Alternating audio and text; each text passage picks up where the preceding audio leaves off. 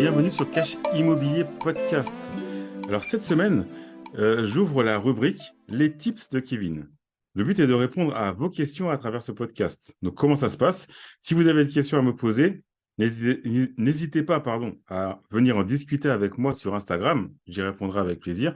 Par la suite, je ferai un épisode ou une série d'épisodes pour partager ma ou mes réponses.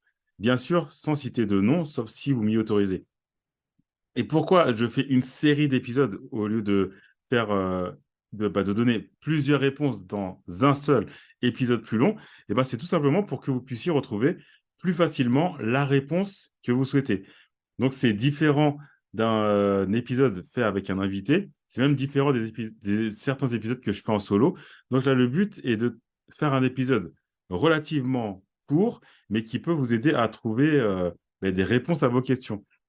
Donc, le but est de rendre ce podcast plus qualitatif et plus interactif. Donc, par la même occasion, si ça peut vous aider à avancer sur vos projets, ça serait déjà une victoire pour moi. Donc, cette semaine, il y aura plusieurs courts épisodes, donc, comme je vous l'ai dit. Donc, on va aborder le thème d'un premier achat, d'un premier investissement. Ce n'est pas un premier achat, c'est un premier investissement. Donc, comment l'aborder? Donc, dans ce premier épisode, on va parler de SCI. Donc, je vous retrouve juste après le jingle avec les SCI.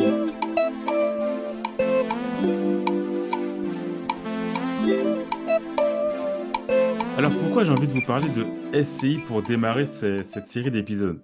Tout simplement parce que on m'a posé une question sur l'immobilier. Donc, en fait, c'est quelqu'un qui veut faire son premier investissement immobilier et il m'a dit qu'il était tombé sur le terme. En fait, on lui avait conseillé de faire une SCI. Alors, heu, ce que je voulais dire déjà, on va expliquer ce qu'est une SCI rapidement. Donc en fait, quand on va sur le site de l'État, économie.gouv.fr, il y a une définition. C'est une société civile immobilière, donc SCI. C'est une structure juridique constituée à minima de 2 personnes, chacune ayant le statut d'associé. Donc le patrimoine immobilier est détenu par la société civile immobilière et chaque associé reçoit des parts sociales proportionnelles à son apport. Donc, autrement dit, le patrimoine, donc si vous achetez un immeuble ou un appartement, l'appartement est détenu par la société et selon ce que vous allez amener comme argent, ce que vous allez mettre sur la table, vous allez avoir des parts sociales. Donc si c'est, un appartement qui coûte 100 000 €, vous apportez 70 000 €, ça va être 70, donc 70, oui, de parts sociales. Donc comme toute société, la société civile immobilière dispose de statuts, différents. Donc il y a différents statuts. Donc il faut déjà je donne une petite réponse, hein. Il va falloir, passer par des professionnels de la création de sociétés civiles immobilières.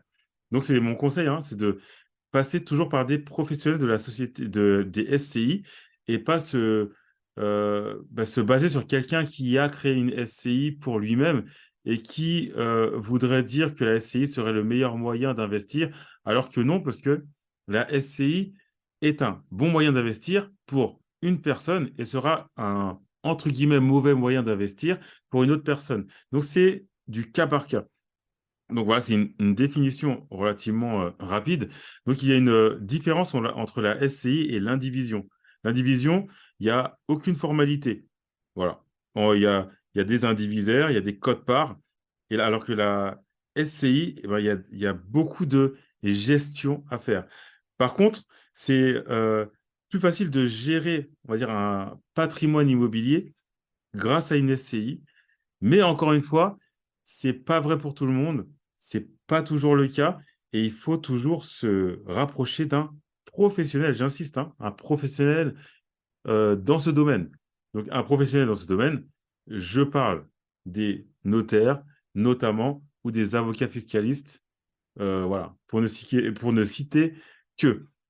Donc je parle des SCI parce que, conseiller quelqu'un qui vous conseille d'acheter en SCI, c'est bien et pas bien dans le sens où Ça peut être bien pour une personne, comme je l'ai dit, et mauvais pour une autre personne, ou enfin, quand je dis mauvais, c'est un grand mot, mais pas adapté pour tout le monde. Un petit exemple. Vous êtes seul. euh, Quelqu'un vous dit ou vous entendez sur Instagram ou ailleurs que le meilleur moyen d'investir, c'est un SCI. Sauf que vous êtes seul. Et on a vu dans la définition qui est donnée par économie.gouv.fr, donc par l'État, qu'une SCI est composée au minimum de deux personnes. Donc, pour créer une SCI, si vous êtes seul, vous allez devoir trouver une autre personne au minimum pour créer cette SCI en question. Mais est-ce que cette situation va vous convenir? Est-ce que le fait de chercher une personne avec qui vous n'allez pas forcément vous entendre, est-ce que ça va être une bonne chose pour votre premier investissement? Ben, pas forcément. Si une personne qui veut investir avec son conjoint, créer une SCI, c'est le meilleur moyen d'investir dans ce cas-là.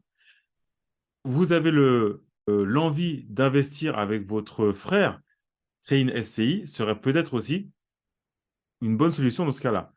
Par contre, si vous êtes seul, ce sera peut-être pas la meilleure solution d'investir en SCI. Parce que un investissement aussi en SCI ben, dit qu'il y aura forcément des impératifs au niveau fiscal, des impératifs au niveau paperasse qu'il n'y aura pas quand on investit en nom propre ou quand on investit seul.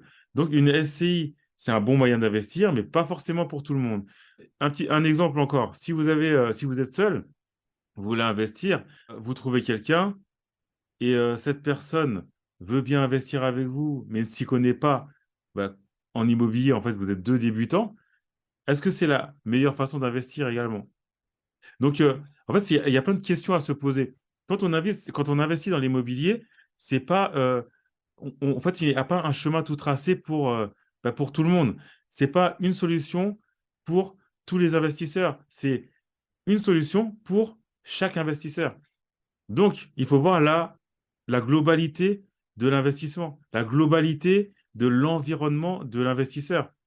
Une personne qui va vouloir investir, va vouloir acheter un appartement, ne va pas s'y prendre de la même manière qu'une personne qui voudra seule aussi acheter un ou plusieurs immeubles. Si le but est d'acheter un seul appartement, la stratégie ne sera pas la même que pour acheter plusieurs immeubles.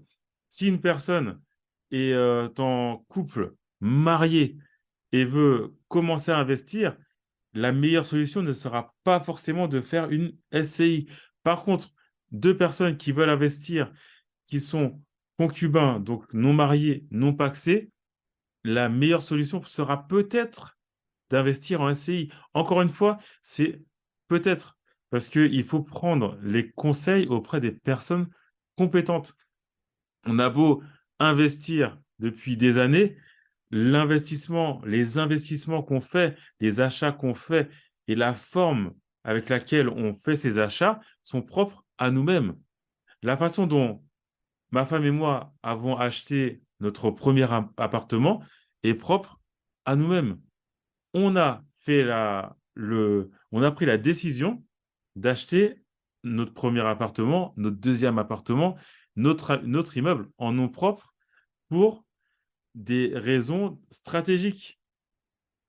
Mais une autre personne qui n'a pas les mêmes raisons que nous, qui n'a pas les mêmes projets que nous, qui n'a pas la même situation que nous, même si ce sont deux personnes mariées, vont peut-être prendre la décision d'investir en SCI.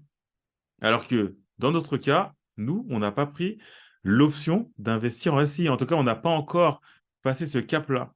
Et il y a des personnes qui ont plusieurs immeubles et qui ne sont pas en SCI. Il y a des personnes qui ont un immeuble et qui ont créé une SCI pour cet immeuble. Donc, c'est relativement complexe. Donc, le conseil, le tips que je peux vous donner, c'est bien sûr d'écouter les conseils des gens, mais surtout écouter les conseils des personnes qui ont déjà investi et surtout, en termes de SCI, en termes de stratégie, la meilleure stratégie, sera la vôtre.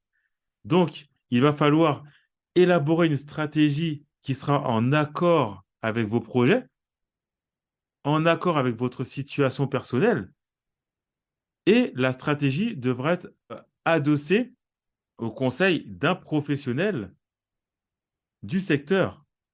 Donc, si vous avez l'intention de créer une société civile immobilière, il va falloir aller voir un notaire ou il va falloir aller voir un avocat fiscaliste.